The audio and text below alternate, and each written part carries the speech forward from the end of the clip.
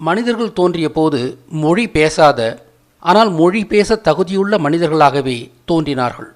பொருளற்ற சத்தங்களை ஏற்படுத்தும் ஆதி மனிதனான அவன் பொருளுடைய மொழி பேசும் மனிதனாக மாற்றம் காண கடுமையாக உழைத்திருக்க வேண்டும். மொழி பேச முதன்மை கருவி ஆங்கிலத்தில் டங் என்று அழைக்கப்படும் நாக்கு என்பதை நாம் அறிவோம். டங் என்ற ஆங்கில சொல் தொங்கு என்ற தமிழ்ச் சொல்லிலிருந்தே உருவானது. நாய் தொங்குகின்ற நாக்கை உடையது. தொங்கு, டொங்கு, டங். நாயும் நாயினத்தைச் சார்ந்த விலங்குகளும் தொங்குகின்ற நாக்கை பெற்றுள்ளன. இவற்றிலிருந்துதான் ஆங்கிலத்தில் நாக்கிற்கு டங் என்ற சொல் தமிழின் தொங்கு என்ற சொல்லின் மூலமாக உருவாக்கியது. நாயின் வாயிலிருந்து தொங்கும் உறுப்பு நாக்கு என்பதால் டங் என்ற சொல் நாயிடமிருந்தே உருவாகியிருக்க வேண்டும். மனிதன் முதலாக பழக்கிய விலங்கு நாய்தானே. வேட்டையாடிய சிவபெருமானின் உற்ற தோழன் அல்லவா? ஆங்கில சொல்லாகிய டங் நாயிலிருந்தே உருவாகியிருந்தாலும் ஆங்கிலமும் அதனோடு சேர்ந்த யூரோப்பிய மொழிகளும் சமீபத்திய மொழிகள்தான். இருந்தாலும் டங் என்ற சொல்லிலிருந்து நாம் அறிவது என்னவென்றால் நாக்கிற்கான சொல் நாயிலிருந்தே உருவானது என்பதே. எனவே நாக்கிற்கான ஆதி சொல்லும் நாயிடமிருந்தே உருவாகியிருக்க வேண்டும். எனவே உலகின் முதன் மொழி நாக்கை எப்படி அழைத்திருக்கும் என்று அறிய வேண்டும். நாக்கிற்கான ஆதிச்சொல் எப்படி உருவாகியிருக்கும் என்று அறிய பயணப்படுவோம் வாருங்கள். ஆதி மனிதன் விலங்குகளை அடையாளம் காணவும் பெயர் வைத்து அழைக்கவும் அவை எழுப்பிய சத்தங்களையே பயன்படுத்தினான். சான்றாக காகத்தை அது கரையும் கா என்ற ஒலியை கொண்டு அழைத்தான். கா கா காக்கா, காக்கம், காகம். பசு மாவென்று கத்துவதால் அதை மாடு என்று அழைத்தான். மா, மாடு.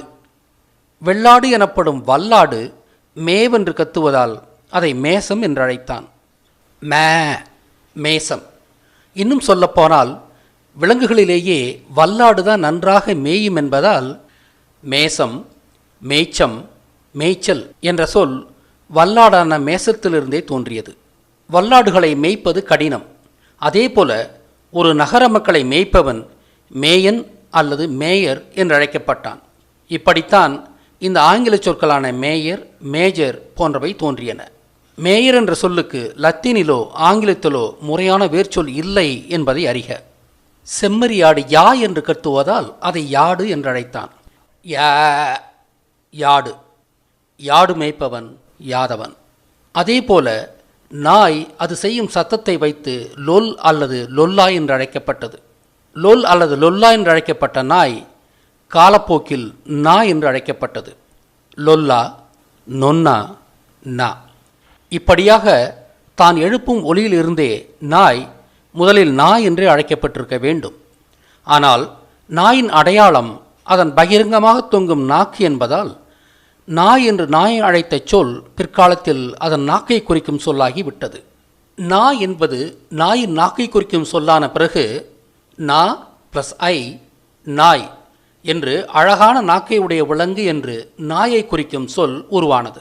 இப்படியாகத்தான் உலகின் முதல் மொழியான தமிழில் நாயை குறிக்கும் சொல் உருவானது.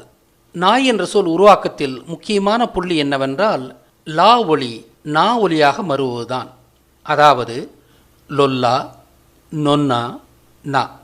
இப்போது லா ஒலி நா ஒலியாக மறுவும் என்பதை நிறுவினால் நா என்று நாக்கை குறித்த சொல் தோன்றியதை முழுமையாக நிறுவியதாக ஆகும்.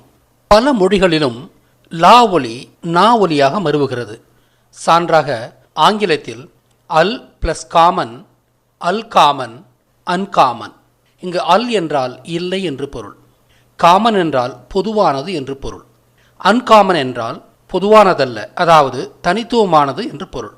அன் என்று தொடங்கும் பெரும்பாலான ஆங்கில சொற்கள் இப்படி உருவானவையே. மற்றுமொரு சான்றாக கண்ணின் கருவழியை கொண்டு கண்ணை கல் என்று முதலில் பெயரிட்டனர். கல் என்பதன் பொருள் கருப்பு என்பதாகும். லா ஒலி நா ஒலியாக மருவி அதுவே கண் என்றானது. கல், கண், கண். கர்நாடகத்தின் கருப்பு நிற மண்ணை வைத்து அங்கு பேசப்பட்ட தமிழை கல் நடை, அதாவது கருப்பு நடை என்று அழைத்து அதுவே கன்னடம் ஆனது. கல் பிளஸ் நடை, கல் நடை, கன்னடை, கன்னடம். இங்கே நடை என்பது பேசும் பாங்கை குறித்தது. இது மதுரை நடை, கொங்கு நடை என்று இடம் சார்ந்த நடைகளைப் போல ஒரு தனித்துவமான நடை. கல் என்பது கர்நாடகத்தின் கருப்பு மண்ணை குறித்தது. இறுதியாக இல்லை எனும் தமிழ்ச்சொல் லா என்று மருவி மீண்டும் சமஸ்கிருதத்தில் நா என்று மருவி பிறகு ஆங்கிலத்தில் நோ என்று மறி ஒலிக்கிறது. இல்லை, இல்லா, லா, நா, நோ.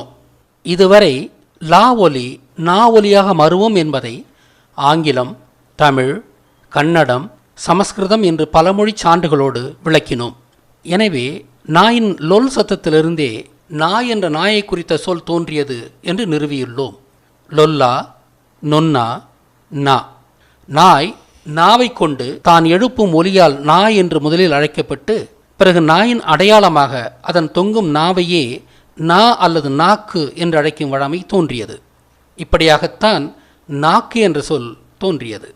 மனிதனின் தெளிவான பேச்சுக்கு முதன்மை கருவி நாக்கு என்பதால் தெளிவாக பேசிய மனிதன் நாக்கன் அல்லது நாக்கா என்று அழைக்கப்பட்டான்.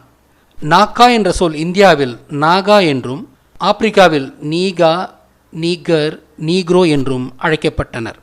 எனவே நாகாவும் நீக்ரோவும் ஒரே மக்களே. குமரிக்கண்டத்திலிருந்து வட இந்தியாவுக்கு இடம்பெயர்ந்த நாகர்கள் தங்களது கரிய வண்ணத்தை இழந்து மாநிறமாயினர். ஆஸ்திரேலியாவின் வடபகுதிக்கு இடம்பெயர்ந்த நாகர்கள் ஒரே தட்பவெப்ப சூழலால் தங்களின் தோற்ற அடையாளங்களை தக்க வைத்துக் கொண்டனர். ஆப்பிரிக்காவிற்கு இடம்பெயர்ந்த நாகர்கள் அங்கிருந்த சூழலுக்கேற்ப சுருட்டை முடியும் மேலும் கருத்த தோற்றத்தையும் பெற்றனர். அவர்கள் நீக்ராய்டு இனம் என்று அறியப்பட்டனர்.